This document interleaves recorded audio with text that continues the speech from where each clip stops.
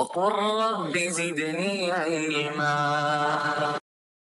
عليكم يا شباب، الناس اللي كانت مقدمه في منحه الوكاله الامريكيه. طبعا انتوا عارفين ان في مقابله، والفيديو ده بخصوص ان احنا ازاي نرتب للمقابله، يعني ازاي نبدا نجهز لها. بحجه ان هي دي تقريبا اول انترفيو تعمله في حياتك، يعني انت طالع لسه من ثانويه عامه، فتقريبا ده اول انترفيو تعمله. فخلينا نبدا كده واحده واحده.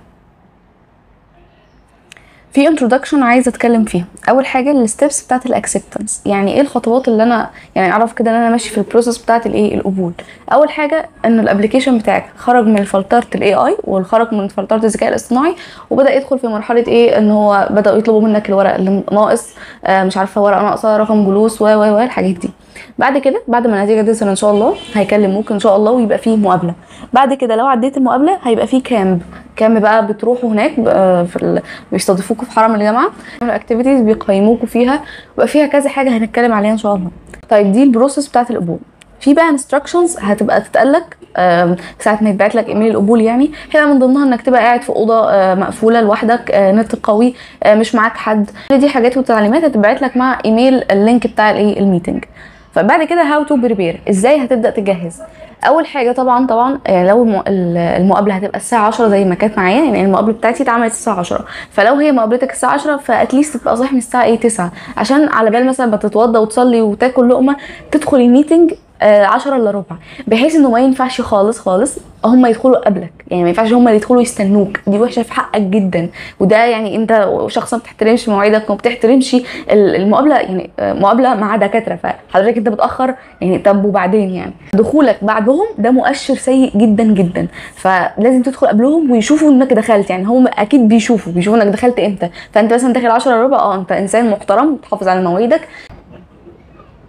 سيكشنز الانترفيو اتقسمت لايه؟ اول حاجه طبعا تعارف، ازيك عامله ايه، الحمد لله كويسه، اسمك ايه، معرفش ايه. فده الاول هو ايه، تعارف، بسم الله ايه بنبدا.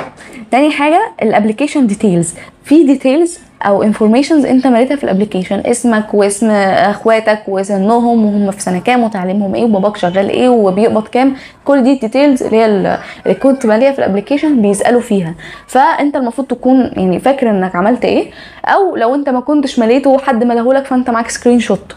تمام، يعني الديتيلز اللي انتوا مليتوها لازم تكون معاكم عشان هتسالوا فيه. بعد كده السكشن الثاني الكريتيكال ثينكينج كويستشنز. في الاسئله اتقسمت لقسمين.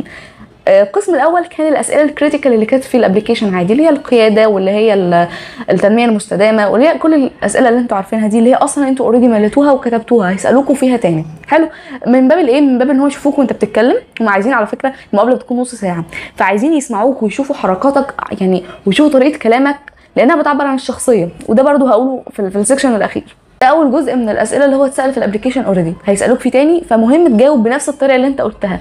مش عايزاك تكون حافظ وتقول، يعني لو يعني خد بالك وهم بيعملوا الابلكيشن يعني او بيعملوا المقابله، كان قدامهم شاشه بيبصوا فيها، فاي ثينك ان ده كان الفورم، يعني انت وانت شغال كده الفورم بتاعك بيكون قدامهم، والاسئله اللي انت بتقولها هي بتكون قدامهم. فبليز بلاش تحفظوا نفس الاسطمبه وتقولوها، هيبان انكم بتسمعوا.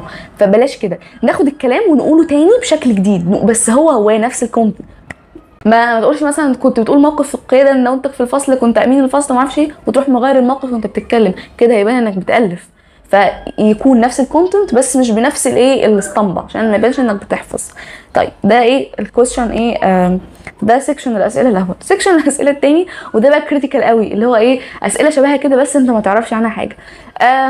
هديكوا امثله بس على الجروب بقى ان شاء الله، بتبدا يسالوك فيها عشان يشوفوا ردات فعلك، تجاوبك، هل القصه كلها ماشيه مع بعضها ولا لا. فخد بالك يعني حاجه دي حدوته، فانت قلت كذا، طب هم يسالوك في كذا، فاكيد الكذا ده ريليتد للموضوع، يعني في المفروض بيبقى في لينك في حياتك ما بين كل حاجه بتحصل، فهم بيختبروا ده عشان لو انت مالف اي حاجه يعني ايه تتكشف. سهله يعني، وان شاء الله اديكوا ايه اكزامبلز على الجروب بتاعنا. طيب دي تبس بقى للمقابله نفسها عشان ايه يعني تعدي منها ان شاء الله كويس. اول حاجه بي كونفيدنت، خليك واثق من نفسك. وده هيبان من ايه؟ اول حاجه عينك مش عماله تزوغ فوق وتحت، يعني دي حركه مش حلوه خالص وباين انك ما عندكش ثقه في نفسك. الاي كونتاكت مهم، انك تبص للواحد في عينه كده، والكاميرا تبقى مفتوحه، خدوا بالكم يعني.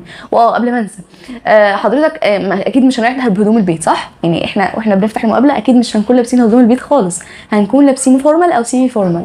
فورمال او سيمي فورمال يعني مثلا البسوا بليزر، والشباب تلبس قميص وبنطلون عادي، يعني حاجه تكون فورمال او سيمي فورمال. يعني اعتقد انكم فاهمين، يعني رسمي او نص رسمي كده.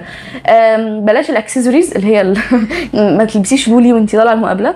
طبعا هتلبسي حجاب لان الكاميرا هتبقى مفتوحه، نعم كلهم فيميلز بس هتبقى المقابله هتبقى بتسجل يعني. بس يعني محدش يلبس اكسسوارات ومجوهرات، محدش يحط حاجه غريبه، يعني اعتبر اكنك رايح مقابله في المايكروسوفت مثلا، شوف هتعمل ايه وانت رايح مايكروسوفت. خلينا نرجع للتيبس. هتكون واثق من نفسك، الشولدرز بتاعتك يبقوا مفرودين كده، بلاش القعده التقوسيه. بتتكلم بهدوء بكل ثقه كده وانت واثق من نفسك. السؤال اللي يتسأل لك مثلا وانت تحس انك ما فهمتش، تسالهم تاني، عيده تاني عليا، مش هيفسره لك، خد بالك يعني هو مش هيفسر لك السؤال بيقول ايه، لان المفروض انت عقليه ناضجه وهتفهمه، حتى لو هو مش غامض شويه. لما يعيدوه تاني حاول تستشف وتتكلم، ردة الفعل تبقى هاديه. بي اوبتيمستيك، خليك متفائل. يعني المقابله تبقى الساعه 10 الصبح، فبلاش يصطبحوا على خيل او مكشره، يعني دايما تكون في ابتسامه بسيطه كده. خليك مقبل على الحياه، ما تبقاش كئيب، عشان هما برضو عايزين الناس دي، يعني عايزين اللي هو الشاب المتفائل اللي هو بقى بيقدم منحة رواد المستقبل. انتوا رواد المستقبل، فخليك اضحك ضحكة رواد المستقبل. بي كومفورتبل، خليك يعني ما تقعدش شادد ايوه تمام معرفش لا الكلام ده لا. الكلام ده يعني خليك قاعد هادي كده وبتتكلم بالراحة وبهدوء، يعني اللي هو عقلية ناضجة يا جماعة، يعني انسان عقله ناضج. خليك كده قاعد على الكرسي كده والدنيا تمام، ما تخليكش تنشن كده، مش عايزين حد تنشن. بي نيت، خليك على طبيعتك، بلاش نتصنع، بلاش نعوج بقنا واحنا بنتكلم انجلش. لو قلناها يعني لو قلتوا كام كلمه انجلش، بلاش تعوج بقك عشان تبقى جامد، لا انت جامد من غير حاجه، وطالما هم عملوا المقابله معاك يبقى انت جامد اصلا. بلاش نتكلم، يعني خليكوا على طبيعتكم، يعني شوفوا الطبيعه اللي انتوا عليها واتكلموا. بالجانب السوشيال يعني كل واحد لينا له جنب كده سوشيال بيستخدمه في الاجتماعيات، بس ما يكونش متكلف. بلاش العنطزيه، بلاش تكلمهم طراطيف مناخيرك، بلاش تبقى رافع راسك لفوق كده. انا قلت الشولدرز معدوله لورا كده والهيد ستريت، بس مش اللي هو مناخيري تحت كده، لا ده مش اسلوب برضه. حاولوا قد ما تقدروا تبقوا طبيعيين، تبقوا زي ما قلت لكم واثقين في نفسكم، ودي اهم حاجه. الشرح بالايدين اللي هو مثلا انت بتتكلم كده، مش تعمل لهم كده اللي هو في الكاميرا، يعني اللي هو ما تتخانقش معاهم، لا تبقى حركات بسيطه تفهمهم مثلا انت بتقول ايديك جنبك كده وانت بتتكلم. دي حاجات بتعكس شخصيتك، ومفيش مانع انك تتدرب مثلا قدام المرايه كده مره 2 3 كده عشان يبقى الموضوع حلو. هسيب لكم اللينك في الديسكربشن، لينك الجروب. بس كده اتمنى اكون غطيت كل النقط يعني، ولو طبعا في اي حاجه اسالوني. شكرا والسلام عليكم ورحمه الله وبركاته.